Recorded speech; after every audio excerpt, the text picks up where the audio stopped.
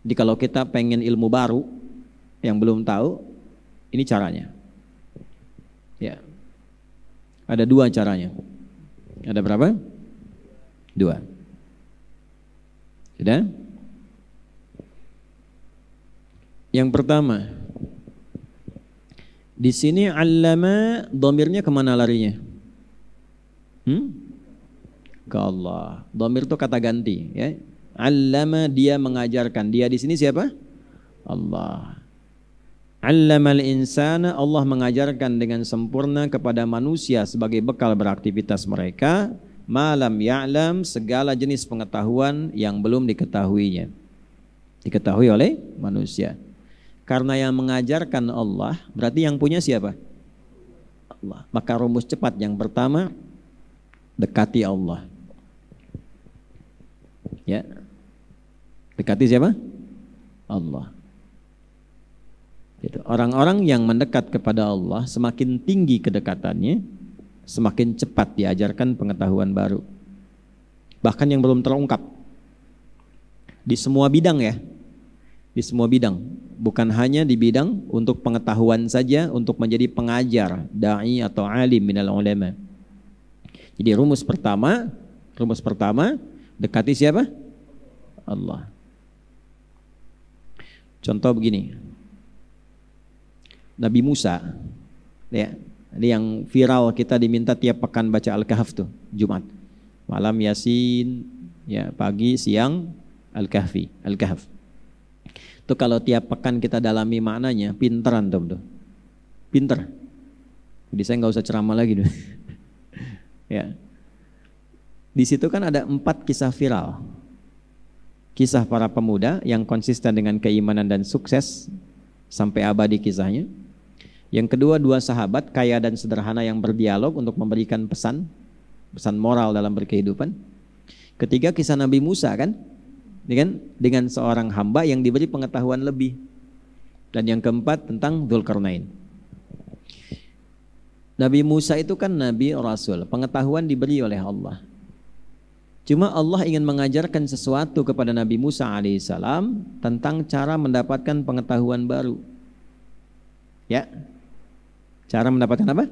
Pengetahuan baru. Maka dipertemukanlah dengan seorang hamba yang diberikan rahmat oleh Allah. Nah, rahmat ini bentuknya luas, termasuk pengetahuan.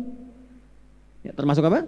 Pengetahuan. Ya, rahmat itu gini, anugerah yang diperoleh dengan kedekatan kita kepada Allah, itu rahmat. Ya, sifat Allah yang memberi dengan rahmat, di dunia Rahman, di akhirat Rahim. Jelas? Misal, ada orang pendosa, pengen taubat, lalu dia mendekat kepada Allah karena dia bangun akses dengan Allah, taubat dia, dekat dengan Allah yang diberi rahmat. Sebanyak apapun dosanya. Itu ada di Al-Quran surah ke-39 Az-Zumar di ayat 53. Qul ya ibadiyalladzina asrafu ala anfusihim la taqnatu mir rahmatillah. Nah, Muhammad SAW viralkan kepada setiap hambaku yang merasa berlumur dosa. Oh, dosanya udah kebanyakan. Orang vonis kayaknya nggak mungkin jadi ahli surga. Ya. Allah lalu menyampaikan indah sekali. Hambaku, jangan dengarkan mereka. Jangan larut dalam opini mereka. Jangan biarkan setan memprovokasi. Jangan putus asa dari rahmatku. Ketika rahmat diberikan baru turun ampunan. Innallaha yaghfirudz dzunuba jami'a. Itu rahmat namanya. Diuji nih. Diuji. Belajar diuji. Ya kan? Sulit memahami. Perusahaan diuji.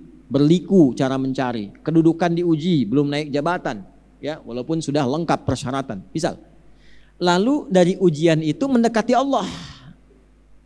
Ya, mendekati Allah, bukan sekedar ikhtiar, dia dekati Allah dengan sifat tawakalnya. Al-Baqarah ayat 155 sampai dengan 157. 155 ujiannya, 156 pendekatan kepada Allahnya, 157 rahmat yang diberikan. Ya. Wala nabluwannakum bisyai'im minal khaufi wal ju'i wa naqsin minal amwali wal anfusi wath thamarat wa basyiris sabirin. Siapa yang sabar saat menerima ujian itu? Ayat 156. Alladzina idza asabathum musibah qalu inna lillahi wa inna ilaihi rajiun. Dia dekati Allah. Turun 157-nya. Ulaika alaihim salawatum mir rabbihim wa rahmah. Tuh. Ketika rahmat turun, baru solusi muncul. Wa ulaika humul muhtadun. Datang solusi. Itulah rahmat. Nah, ilmu sama. Di tadi yang Quran surat Al-Kahf itu buka ayat 65 itu.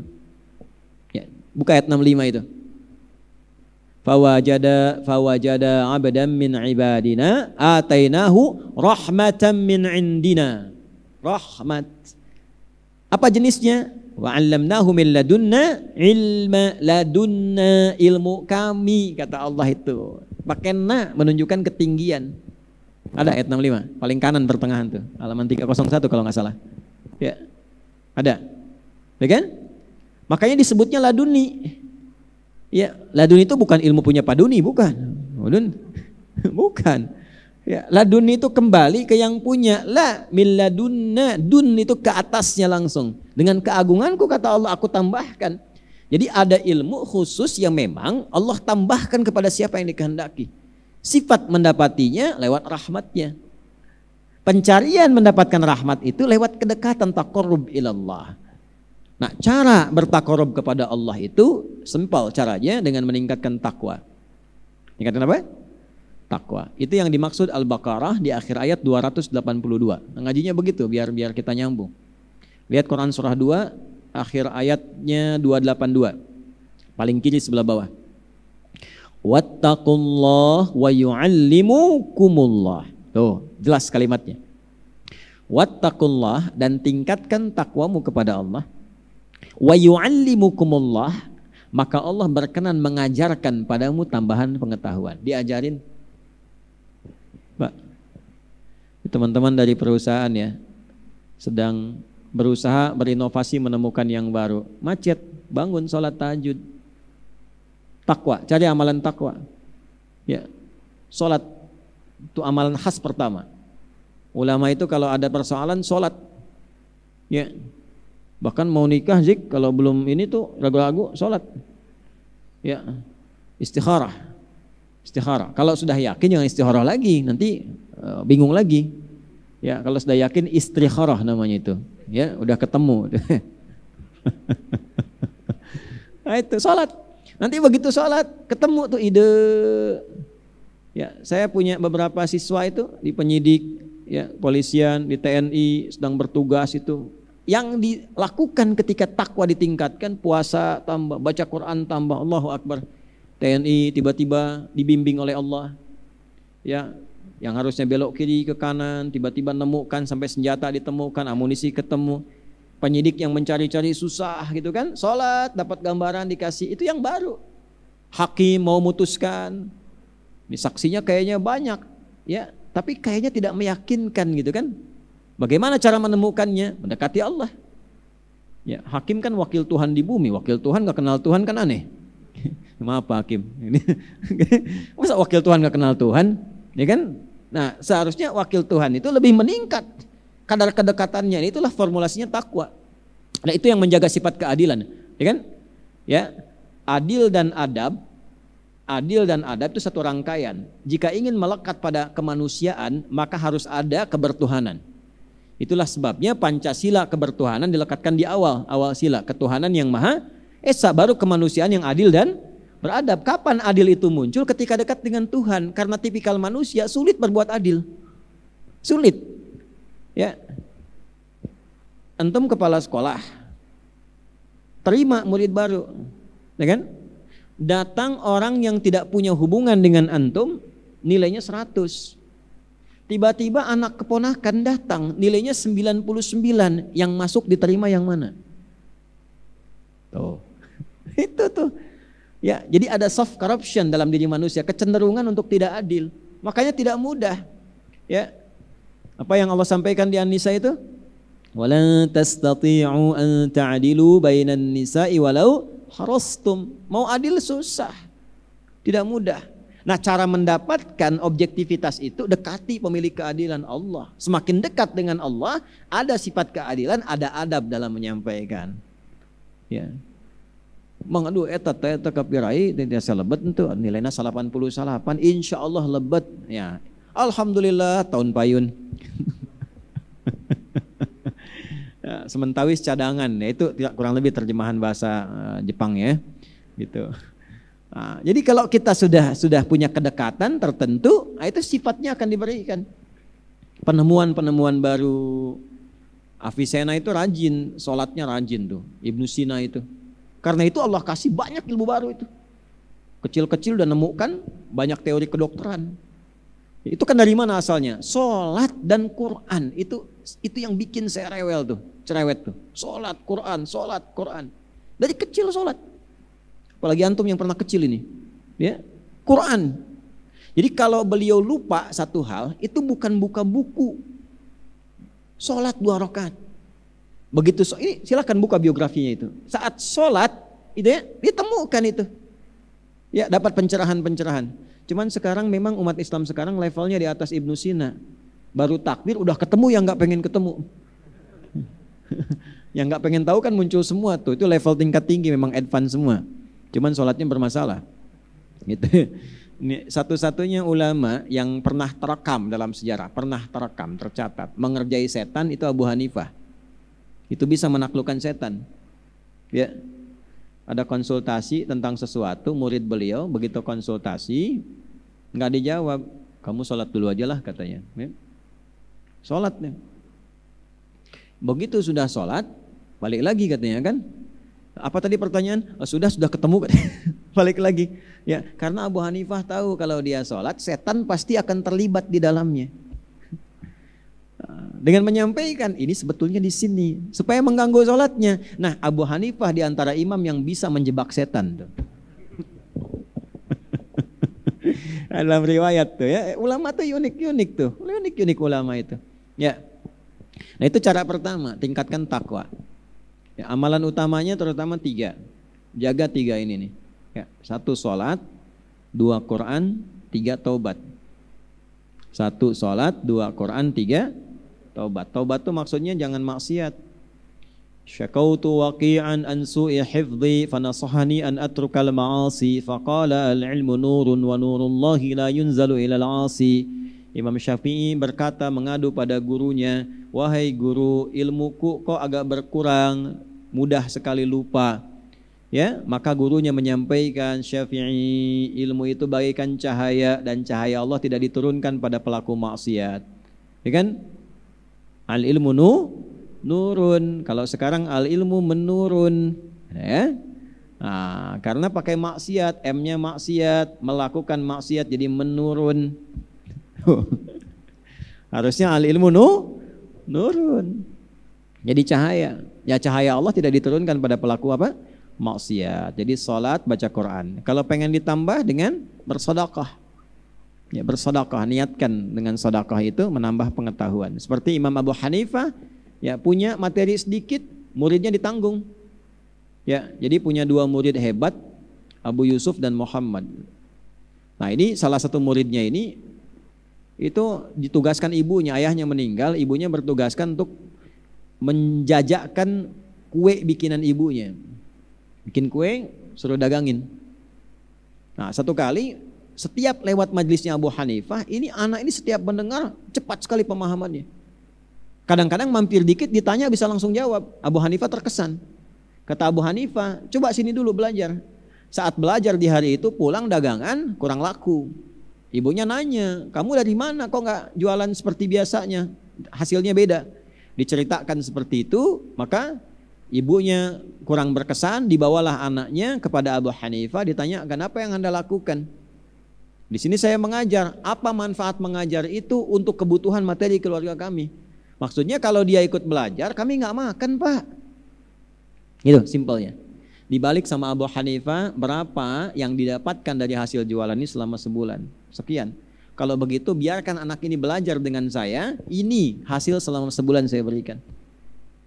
Ridho ibunya. Ya, ridho ibunya. Tanya dulu tapi ya. Jadi kalau dia sekarang belajar dapat apa ke depan? Nah ini masih ada yang begitu tuh. Udah dapat bagiannya masih nanya, kan? Nah, tipikal begitu. Ya maaf ya para perempuan. Ikut. Tapi memang dihiasi perempuan tuh dengan kesenangan materi. Ya nanti kalau kita ngaji di surat Saba itu saat masuk materi Bilqis dan Sulaiman di An-Naml ya, saat masuk itu ya, itu menarik tuh ya. Bilqis itu kan tadinya menjaga kehormatan, wibawa ya, kirim hadiah dulu, begitu kemudian dikirim balik, dibalikin dan dijadikan besar istananya ya kan. Tadinya kan masih ratu, tapi begitu lihat istananya Sulaiman megah, terkesima dengan pesonanya, langsung saya dan Sulaiman mendekat kepada Allah katanya tuh ya. Ya pengen Sulaiman dan istananya. Jadi kalau dapat Sulaiman dapat istananya kan ya. Coba lihat ngaji Qur'annya tuh, itu kalau kita baca senyumnya tuh senyum indah itu, senyumnya indah. Ya Allah, saya dan Sulaiman menunduk kepadamu gitu kan. Itu baru dikasih istana tuh. Jik baca jik tuh. Wa atun nisaa shadaqatihinna, lah berikan yang terbaik, maka dia memberikan hatimu untuknya sepenuhnya. Ya. Nah, saya balik, memberikan hatimu untuknya sepenuhnya. Coba, maka sentuhlah ia tepat di hatinya, maka ia akan jadi milik untuk selamanya. Nah, jadi kadinya itu. Ayo, ya terakhir. Nah, ini itu pendekatan. Nah, jadi tadi gimana akhir kisahnya? Ibunya mengatakan, nanti ke depan jadi apa? Perhatikan nih, dahsyatnya Abu Hanifah. Ilmu ini akan mengantarkan ia makan fustuk di masa depannya. Fustuk itu makanan elit para raja. Ya, yang kalau kita umroh haji ada kacang paling enak tuh, itu fustuk. Ya, itu dulu dimakannya oleh parangan elit, para raja, bangsawan dan sebagainya. Setelah 40 tahun dari peristiwa itu, ternyata Abu Yusuf ini diangkat menjadi mufti besar istana yang khusus berada di samping raja. Maka saat sedang di samping raja diberikanlah fustuk itu kepada beliau. Menangislah beliau pada saat itu. Ditanya, ya Imam, apa yang menyebabkan engkau menangis? Ma'abkak. Aku teringat kisah 40 tahun lalu saat guruku mengatakan di hadapan ibuku. Ya, anak ini akan makan fustuk, ya, dan itu terjadi kemudian hari. Nah itu jadi kalau kita menemukan guru-guru yang ikhlas itu, nah, belajarnya yang betul, Nah suatu saat keberkahan itu akan sampai dan itu akan didapatkan. Ya, nah, saya cerita itu karena banyak merasakan hal-hal demikian. Ya. Lanjutkan yang terakhir, malam ya'lam tariqah, atau cara yang terakhir adalah dengan cara mengikuti sunnah Nabi SAW. Satu, dekati Allah. Yang kedua, dekati sunnah Nabi SAW. Dan ini perintah. Dari mana perintah itu didapatkan? Seperti apa isyaratnya? Di Al-Baqarah di ayat ke-151. Quran surah 2 ayat 151. Kama arsalna fikum rasulan minkum. 1. Yatslu alaikum ayatina. 2. Wa yuzakkikum. 3. Wa yuallimukumul kitab. 4. Wal hikmah. 5. Wa yuallimukum ma lam takunu ta'lamun. Lihat yang kelima. Dan lihat di Al-Alaq ayat keberapa? 5. Allamal insana ma lam ya'lam. Ayat keberapa? 5, dan ini jadi pemberian kelima di ayat 151. Allah tugaskan Nabi Muhammad itu menyampaikan 5 hal. Yang pertama isi Al-Quran, yang kedua mengajarkan akhlak, dan yang ketiga mengajarkan sunnah hadisnya, yang keempat mengajarkan hikmah, yang kelima mengajarkan beragam pengetahuan baru yang belum diketahui umatnya. Sudah? Nah, tafsirnya di situ. Tafsir ketemu tafsir, ayat bil ayat, Quran bil Quran. Paham? Jadi tugasnya sekarang apa? Keluarkan hadis-hadis Nabi secara tematik, khususnya di bab ilmu. Al-Imam Al-Bukhari pernah mengeluarkan itu dari 97 topik, ditempatkan di topik ketiga, namanya Kitabul Ilmi. Keluarkan. Di situ nanti kita perdalam bagaimana cara belajar yang benar, menemukan waktu yang tepat untuk belajar, mencari guru yang tepat, kajian khusus. Kalau perempuan hari apa, laki-laki hari apa, ada. Kita temukan. Keberkahan dalam belajar seperti apa. Langkah itu, ini maksudnya, langkah itu kalau diikuti dan diamalkan dalam hidup, jadi dapat yang baru. Jelas? Jadi bukan hanya kita mengerjakan bangun sesuai sunnah Nabi, makan sesuai sunnah Nabi, itu praktikal namanya. Cintai Nabi di bab ilmu, itu maksudnya. Ya, bagaimana caranya? Belajar seperti petunjuk Nabi. Ketika belajar mengikuti petunjuk Nabi, dapat pengetahuan baru. Itu maksudnya. Jelas?